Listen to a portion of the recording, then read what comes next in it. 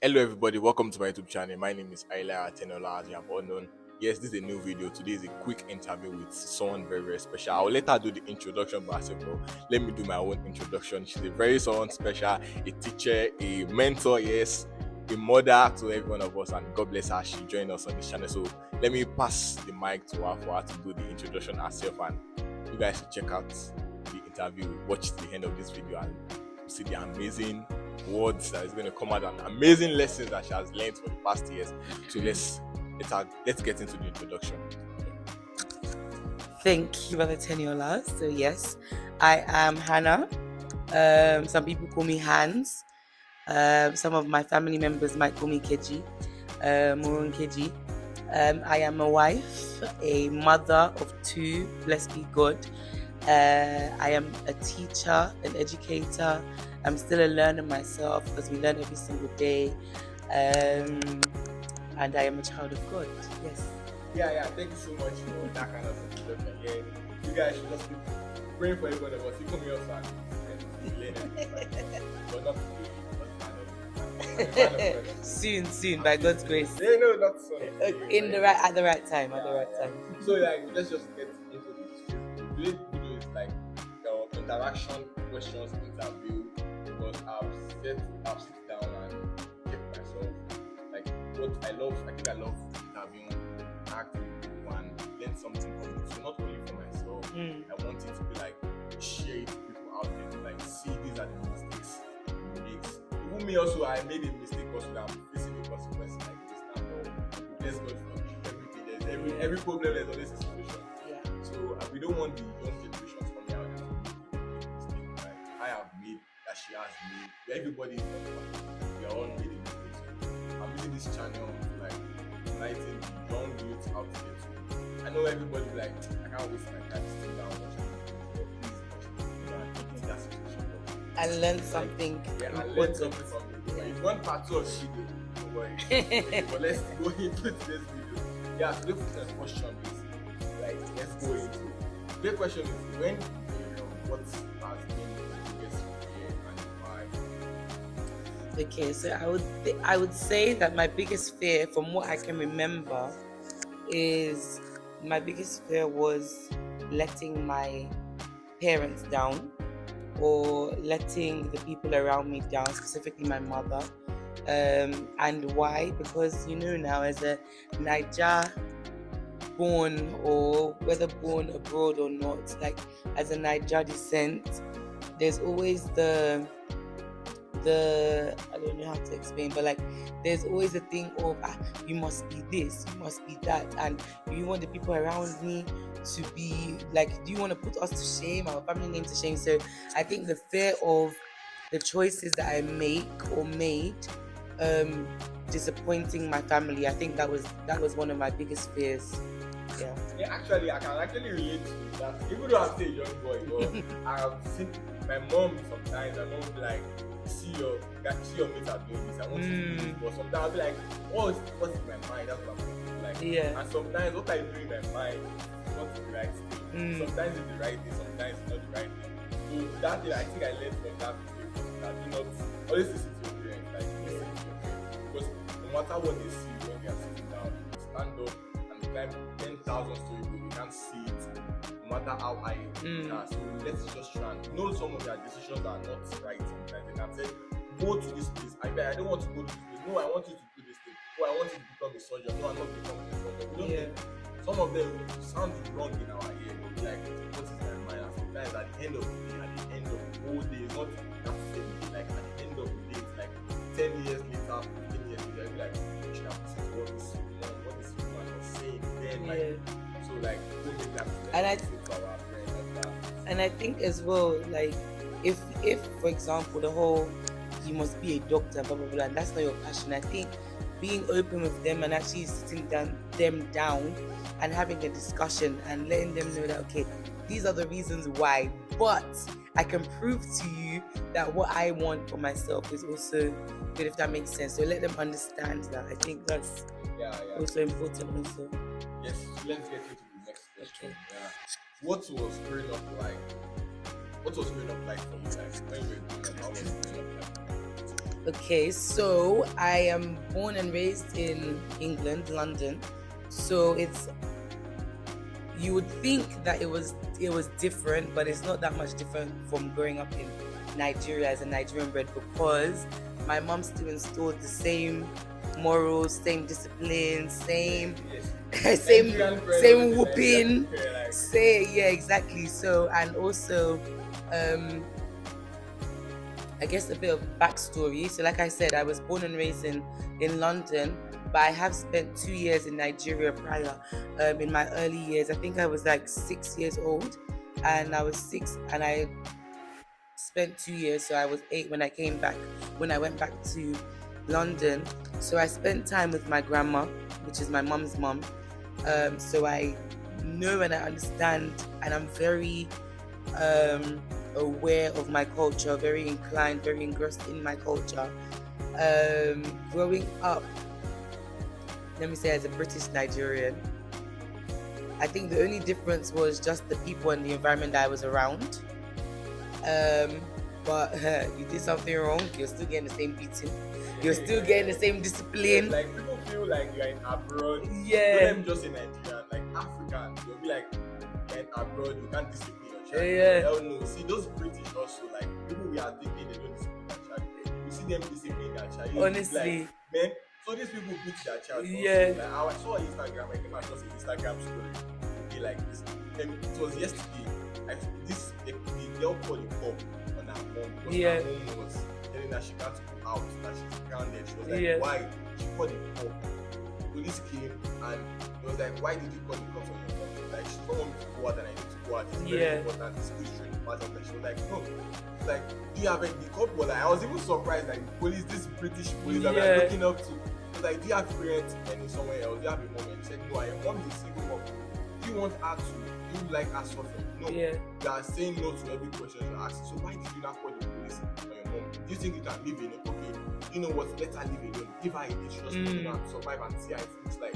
So don't think you are an African parent, you're in abroad, your mom can't discipline, your parents can't discipline. Trust me, they Like, can. you see, my mom also, she'll be like, she'll not beat you in public. You know, parents, They know how to get you. They will get to send it. Yeah. You can't speak out like, mom, you like, let me just stomach the pain. Exactly. Because if you speak it out again, it's another cool one for you. Get him and you are receiving the punishment of your life. I said something in my last video, like what I usually smile about if I sit down and smile was when my grandma, she beat the hell out of me. It was not even daytime. For when you went to the I garden, went to right? the You went garden to beat her. You guys Yeah. should watch the video. You see, it was the beginning question. yeah. It was in the night. She beats in my room like this. She closed everywhere. She Yeah. beats me to make sure, yes, she beats me to her satisfaction. Like, yes, Yeah, that's happened to me as okay. well.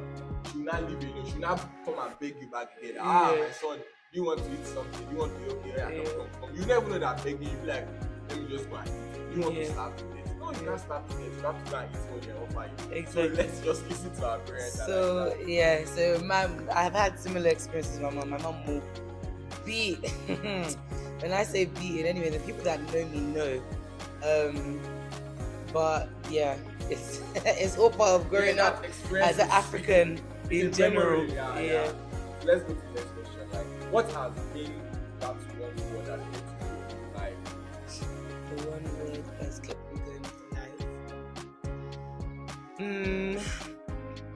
I would say so. There's a saying that my grandma always used to say, and I think it's relatable. Most Nigerians probably know the saying, and it goes. So one word or phrase I would say that has kept me going in life, and that's, I guess, it's almost everything, is something that my grandma used to say, and I guess the people around me as well used to say, and it's "Roti omo tunshi," which basically translates as remember the child of who you are. Like I said before, I'm a child of God. I'm a child of my family. I know what the morals that have been laid down. I know what, like, the things that they've taught me about my culture, the things that they've taught me about discipline, the things that they've taught me about myself, and the things that, you know, the word of God says of who I am. So the reason why that has kept me going is because in everything, when I'm scared of something, like maybe there's a decision that I want to make and I'm scared of it, I'm like, remember who you are. I'm a child of God. I'm not supposed to fear. So then I conquer my fear through that way. When there's a decision that I'm supposed to make, maybe back then with my friends and stuff, and I'm like, actually, no, this is not the right thing. I remember those words. Remember who you are. If it's not the right thing, then go away from it. Don't let them find you in a place that your family wouldn't approve, if that makes sense. So I think kind of God, don't do late nights working. Like then when I was in Nigeria, I don't want to just emphasize like a Nigeria, but there was a review I get that was like, don't emphasize your videos, you don't know where your audience are. Like yes, in my country then back home then will say you are a child of God, don't work late, anything from 7 o'clock, you have to be inside. Your mom will be like, don't do this, and there are a lot of doors that are really little. So we have to just act on it like So let's go to the next question. Like, what are the challenges you face and if you mind challenges I faced? There are quite a few. I would say growing up, especially in my teenage years, I think one of the challenges was friendships, obviously, and knowing when to say no, I guess, or knowing that, okay, if I didn't want to do something, making sure that I stand firm and letting them know that I don't want to do this actually because it doesn't go with what I believe in. And I think that was a challenge for me because as a youth, when your friends are going somewhere and you know you're not supposed to go there, you're just like, I want to go, man. Like, I just want to enjoy my life. I just want to go with them. But I think as I got older, understanding and knowing when to say no and knowing what I want really for myself. Some people take, like me, my own was like, I was too very kind-hearted. Like, and you come to me, I can't say no. My answer is always yes. Yes, and it really affected me. Like, everybody was my friend. I don't know who was who. Like, just I welcome everyone. It was really, my mom usually tell me, like, you are too soft-hearted. Like, you welcome everybody. You are not meant to welcome everybody. You have your, like, so those things are natural. Have your reservations. Life, like, not everybody that you just say, oh, yes.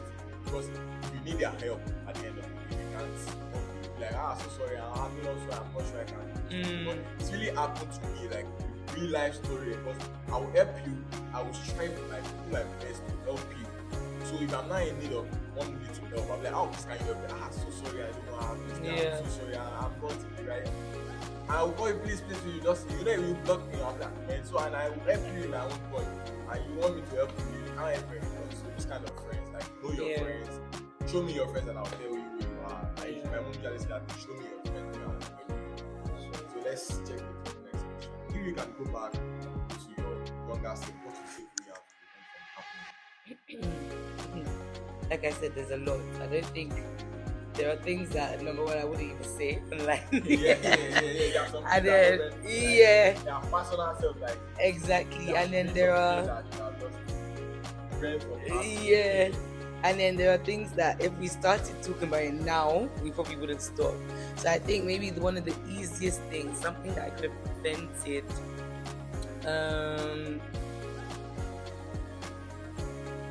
okay, I think so. We're in Qatar right now, right? So I came to Qatar when I was quite young-ish, just fresh out of university. And those times when I came to Qatar, my mom always used to say, she will calculate for me. She'll be like, Hannah, you're earning so amount. If you save like half of it every single month, at the end of the year, this is what you could, get like from your savings and stuff like that. And I'll be like, yeah, that's true. Yeah. Okay.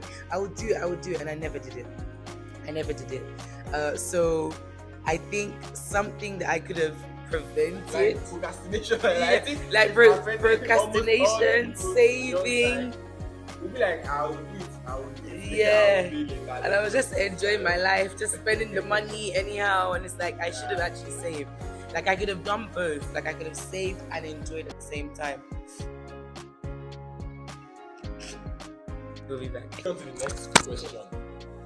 If you can give your younger self a piece of what would that be? Okay, so my advice to myself would be take your time. Take your time. Be still and take your time. In everything, Hannah, take your time. You know what I'm talking about. Because I feel like a lot of things I rushed because of friends. A lot of things I didn't wait on the Lord. Like I said, I'm a child of God, right? So you have to wait for God's confirmation for certain things, and I didn't do that, and that made me go around in circles for a lot of things. So I would say take your time and don't watch other people. Like, you can watch other people for inspiration and, you know, just general okay, people are doing this, oh, that's nice, but don't watch other people because you also want to copy them, if that makes sense. Yeah. So yeah, Don't use someone else's time. exactly. Like I encountered that kind of issue. Like I just said to myself, like patient, just be patient. Everything's gonna fall in. If you're there in place at the right time, and don't look at how my colleague is doing this one. Like I usually say something to myself before, like my colleagues are in the final year of university. So my mom and my dad be like, "Right now, bro, they ain't behind this thing, Nigeria. Do what you are doing in that 4 years ago. Yeah. You don't look at their time to monitor yours. Just wait, everything's going to fall into place. Just be patient. Do what you love to do. Just keep on doing something that please the Lord, and you know it's fine that you're in the right place and you're in the right path. I think that just be patient. And do not rush. And another thing as well is everybody is just faking it till they make it. That's another advice, because not everybody knows what they're doing. We've never been to this earth before. This is the first time that we're doing a lot of things. Tomorrow has never been lived before, so just take things one step at a time, basically. Yeah, I think I wanted to ask the question at the end of it. I'll be like, okay. I usually see these faces on Instagram, on Google, like fake it till you make it. I usually ask myself, once I now make it, how will I make people know that, yeah, Lord has finally done it? Like, will I just keep on with testimonies? That's why we have testimonies. So with testimonies and say, oh, I guess like back then, I don't know, but with testimonies for sure, and let them know, like, okay, this was the rough road that brought me to where I am now. So I think that would answer it. I think, yeah. So I've gotten an answer with testimony. Yeah. I'll ask everybody I have an interview with, I want to see what's their response. Like, where's your response? You just keep on faking. Because I asked someone, the person was like, keep on faking it. Nobody will know which one is what. Just keep on faking it. And if God calls you today, and bye bye. That's what we all move on. So let's move on to the next question. I think this is the last question of this interview. What message will you pass to the younger generation, to the younger generations out there? Like, what's the message you pass to them, and like the advice you give them, people that are watching it and still like in young generation? The same advice my grandma gave me. Like, know and understand, and I think find yourself, know your core values, and stick to the values that you've been taught by your parents. If you are Christian, if you are Muslim, whatever religion that you follow, use that as your foundation, because that's really what's going to navigate or help you pivot life. There's nothing new under the sun. Things and ideas that you want to execute have been done before. Look at the people that have done it before, take the good from that and utilize that in the things that you want to do. Have good people around you, have good mentors around you, have people that have genuine good thoughts towards you, that have genuinely good advice, and utilize the advice. And I think another thing as well is don't hold things in. So if you're going through something, let somebody know. Don't let everybody know, because it's not everybody that has your best interest at heart, but let somebody know. Speak to somebody and get the advice. And again, it's not every advice that's good advice. So speak to somebody, hold on to the advice, whatever is good about it, take from it and learn from it. I think. Yeah, me, I usually do like I would like be like discover your inner self, find the community. Like if I'm going through something, like going through hard times, going through a lot of desires, I'll be like, I'll just leave my house, walk out, and I'll keep talking to myself, because someone like I believe I'm going to get the response from my inner self, and if it has happened, it has helped me a lot. Like I will be going through, and even though I'm still going through some trials, also like I'm going through challenges in life, I'll just find a safe space for me, talk it out, like just talk it out. Like, nobody's listening to me, but I believe my inner self is listening to me, and I will get the response instantly.